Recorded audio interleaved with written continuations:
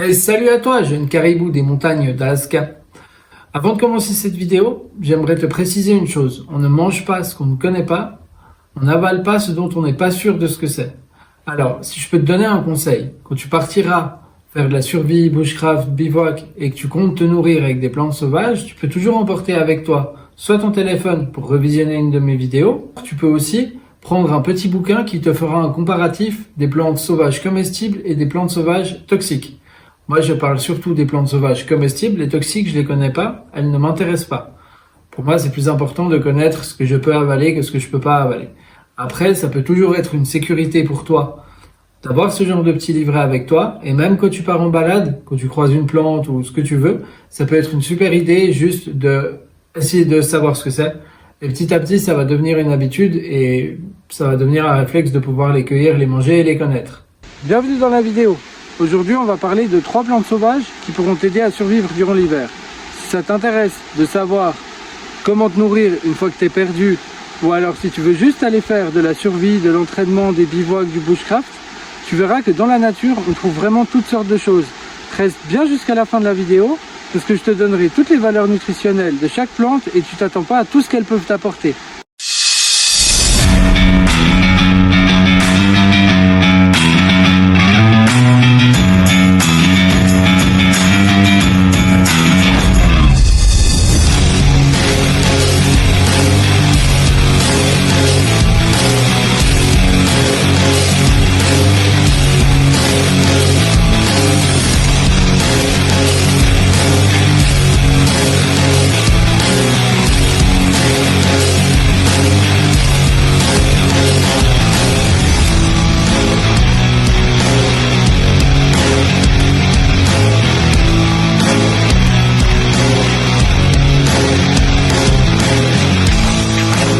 Bon, déjà désolé pour le son, parce que je suis au bord d'une rivière. Du coup, il y a un bruit de fond.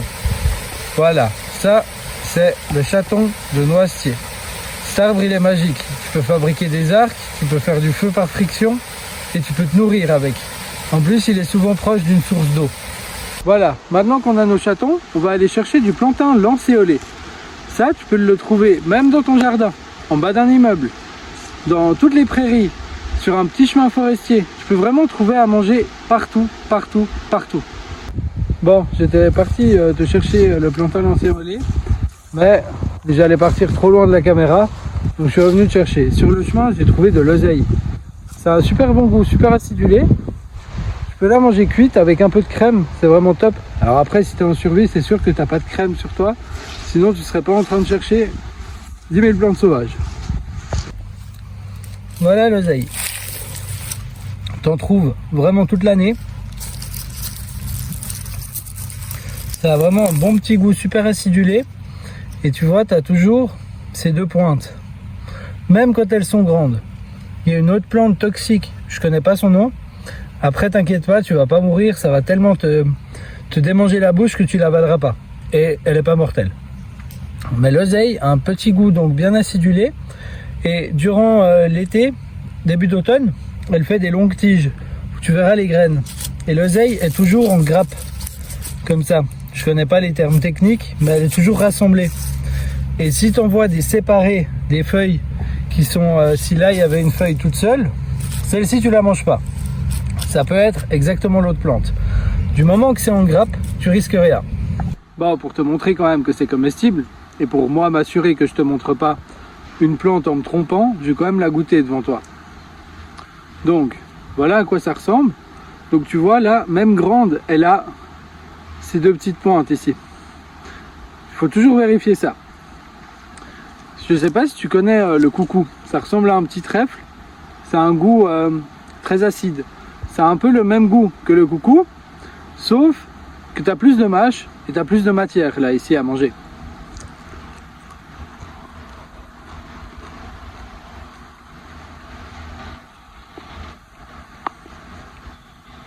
Tu mets ça dans une salade, incroyable.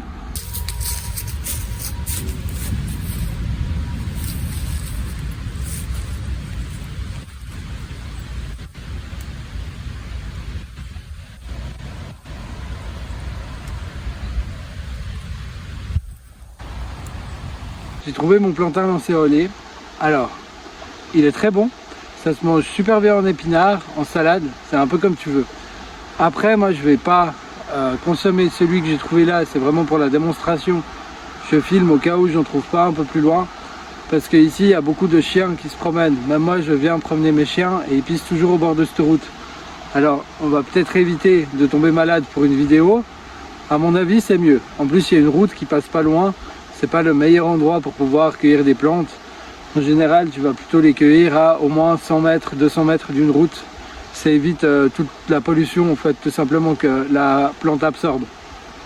Voilà à quoi ça ressemble. Alors, il y en a d'autres qui ressemblent beaucoup, mais qui ont une croix en fait sur le bas. Et je sais pas du tout si c'est comestible. Et en plus de ça, elles ont un duvet. Ça, c'est plutôt lisse. Et tu as vraiment les lancéoles qui partent sur l'extérieur. Tout commence du pied. Et en fait, elles se touchent pas réellement. Voilà, là tu vois que chaque petit trait ici ne se touche pas. Alors comme j'ai dit, celle-ci je vais pas la ramasser. Tout simplement parce que elle est au bord d'un chemin et que j'ai absolument pas confiance. Mais c'est une plante bonne, comestible et qui a de nombreuses vertus.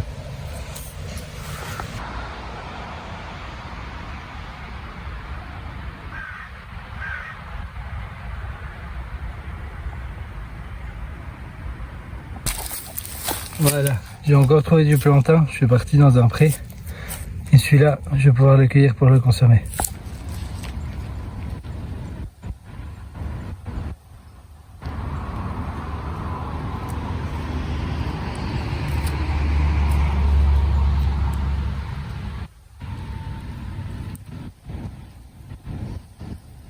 Ça a un petit goût d'épinard. Si tu aimes les épinards, tu vas adorer. Ça a un peu la même texture. En fait, c'est un épinard sauvage, je trouve, personnellement. Et pareil que pour les autres plantes, reste jusqu'à la fin, je te donnerai les valeurs nutritionnelles. Et c'est incroyable tout ce que tu peux faire avec les plantes sauvages.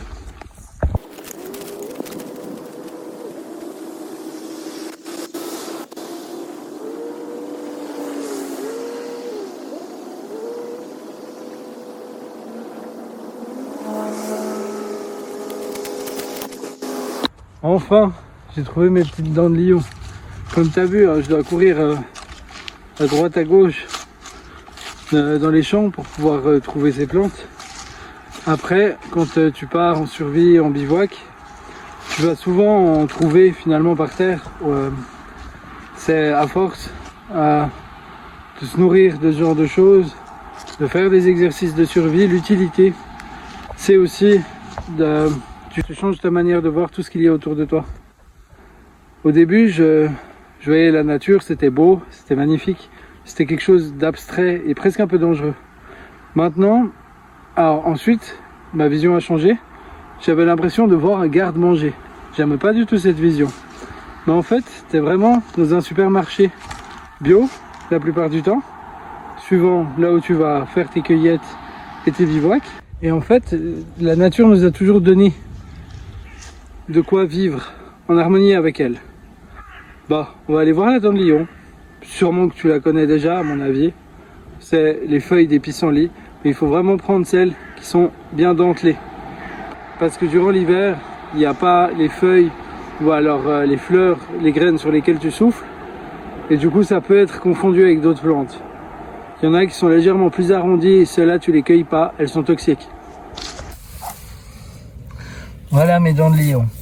Alors, tu verras qu'elles poussent très souvent près des trèfles. Les trèfles aussi sont comestibles et proches d'oseille, de plantain.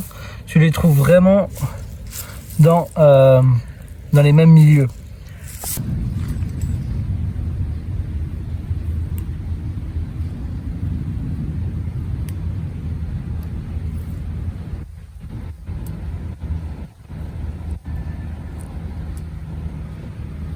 Le premier pissenlit de l'année. Voilà. Là, dans le lion. se mange, hein, très dentelé. Et la fleur de pissenlit se mange aussi. Elle est très bonne en sirop, en confiture également. C'est une laitue. C'est laiteux, c'est une laitue. Tu peux te nourrir de fleurs.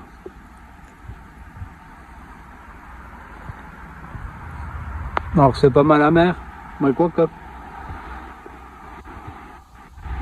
Il y a presque quelque chose de sucré à un moment.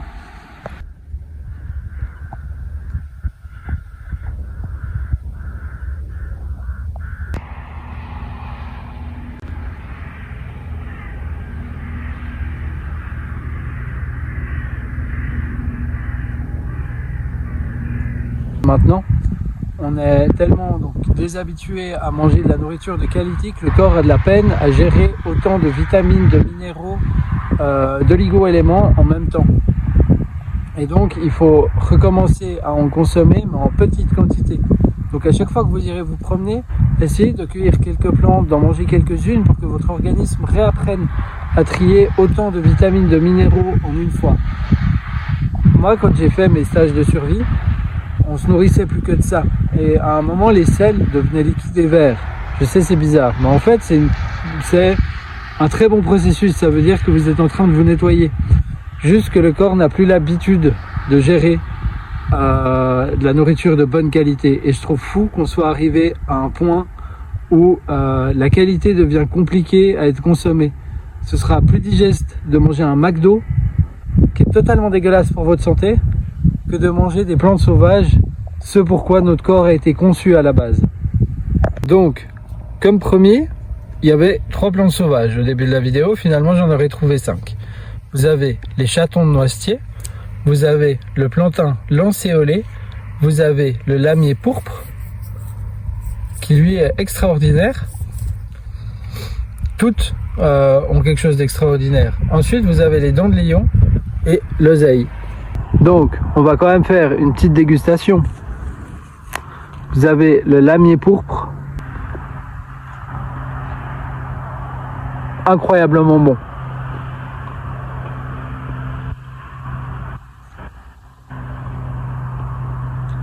Un goût un peu noisette. Ensuite, les chatons. Ceux-là, ils seront meilleurs grillés. Mais ils ont à peu près 20% de protéines, d'acides gras insaturés. C'est excellent pour les maladies cardiovasculaires, de vitamine B1, B6 et vitamine E.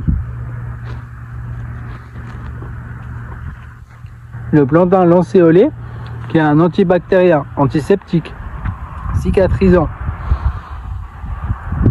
et qui est aussi extrêmement riche en minéraux et en fer.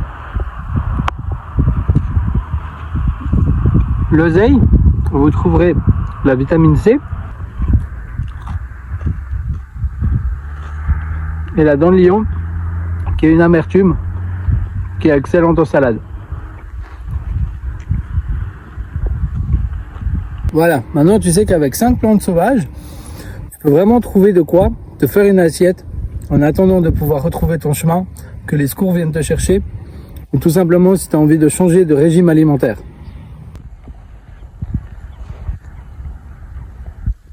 Bon, j'ai tout mangé, sauf les chatons de noisetier, qui sont quand même meilleurs. Vous pouvez les griller dans une poêle ou les faire bouillir, et qui seront meilleurs comme ça. La nature,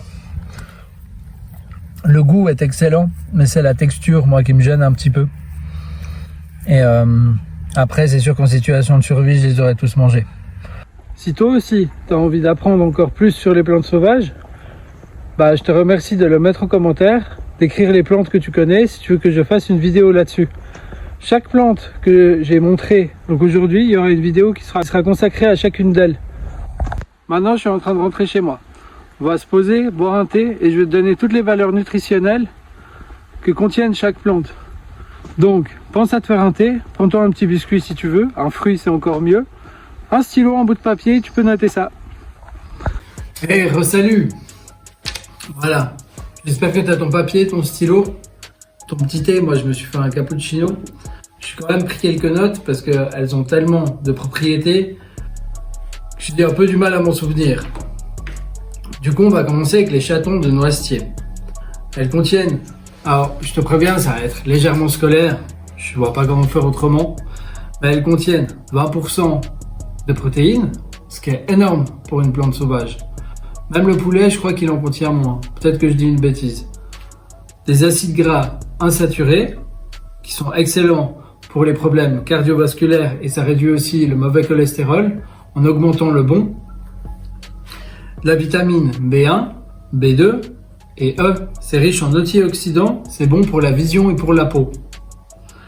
Et c'est aussi un diaphorétique, très difficile à prononcer. En gros, ça t'aide à transpirer, ça aide à éliminer les impuretés que tu peux avoir dans ton corps. Ensuite, tu as pour le plantain lancéolé. Pour une tasse, tu as à peu près 200 calories.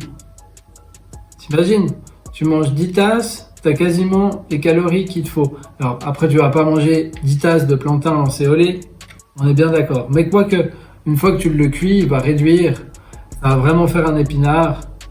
Bref, tu as 50 grammes de glucides. C'est très dur à trouver des glucides dans la nature. Et là, tu en as une bonne source. Ensuite, tu as 0,5 g de graisse, pas de graisse. Tu as pas mal de fibres. Tu as 2 g de fibres, ce qui est excellent pour ton transit. Maintenant, on va passer au lamier pourpre. C'est un anti-inflammatoire, antioxydant, antibactérien, antifongique, un diurétique et c'est quelque chose d'astringent. C'est bon contre les diarrhées, c'est top contre les diarrhées. Tu vois, souvent on a des problèmes de digestion durant l'hiver. Et ça va pouvoir t'aider à pallier à ce problème. C'est riche en fer, en vitamines et en fibres. De nouveau, excellent pour le transit. Le fer, c'est bon pour que ton sang soit bien dilué également. Il faut pas en abuser non plus, parce qu'après tu peux avoir de la peine à cicatriser. La dent de lion, elle est riche en vitamine C et D. La vitamine D, c'est la vitamine dont on manque souvent durant l'été. Et alors, contrairement à ce que les gens pensent, le soleil t'apporte pas de vitamine D. Le soleil active la vitamine D dans ton corps. Après, il y a différentes formes de vitamine D. Mais souvent, on prend des compléments en vitamine D durant l'hiver. Tu en as dans la dent de lion. C'est riche en calcium et en manganèse. Ça améliore la fonction hépatique, donc ton foie sera en meilleure santé. Tu vois, durant l'été, tu te seras bourré la gueule pour certains, tu auras beaucoup mangé et ton foie, il accumule beaucoup. Manger beaucoup de fruits, donc beaucoup de sucre, ce qui est un poison aussi pour le foie en trop grande quantité. Tu arrives à l'hiver, en mangeant les plantes de l'hiver, tu vas pouvoir régénérer ta santé pour redémarrer au printemps. Ça améliore les fonctions biliaires et ça prévient aussi des calculs rénaux. Très bonne plante. L'oseille, elle contient de la vitamine C et E, du fer, du magnésium, dépurative et diurétique. Donc on a fait les 5 plantes sauvages pour pouvoir survivre. Maintenant, on n'a plus qu'à profiter d'un petit thé, un petit cappuccino ensemble. Et c'est là où vraiment on se rend compte de ce que la nature est prête à te donner pour que tu puisses survivre. Vivre même. Tous les compléments qu'on prend durant l'hiver, ça vient vraiment, j'insiste là-dessus, du manque de ce qu'on a, de la mauvaise alimentation d'aujourd'hui. Après, on va pas pouvoir se nourrir que de plantes. Certains prônent que oui, moi je pense pas. Par exemple, je pense vraiment que la nature a été fixée pour qu'on puisse avoir ce dont on a besoin à chaque saison. Durant l'été, on va plus pouvoir pêcher au bord des berges, donc ce sera riche en certains oméga, je ne sais plus exactement lesquels, mais la population mondiale de l'Europe a un grand manque là-dessus, ce qui est bon pour le cerveau. Durant l'hiver, ça va plutôt être de la chasse, donc ce sera de la protéine animale. Et ensuite, tu auras des compléments en apport avec, par exemple, les chatons de noisetier. Après, il y a encore d'autres plantes et de fruits durant l'hiver qui sont un peu plus durs à trouver ici, dans ma région. J'ai pas tous les noms en tête. Là, je voulais vraiment t'en présenter 5. Je pense que 5, c'est déjà pas mal. Au début, je pensais 3. Finalement, j'ai vu que facilement, j'avais pu en trouver plus que ce que je pensais. Du coup voilà, j'espère que cette vidéo t'a plu. Moi en tout cas j'ai adoré te la faire. En plus j'ai eu du bol, il y a du brouillard toute la semaine et là on a eu du soleil juste pour tourner la vidéo, pour dire si j'ai de la chance. Bref, je te dis à bientôt. N'hésite pas si tu as des questions en commentaire, si tu as des autres informations à m'apporter. Ça sert à ça, l'espace commentaire. Donc c'est avec un grand plaisir que je lirai ce que tu m'as écrit.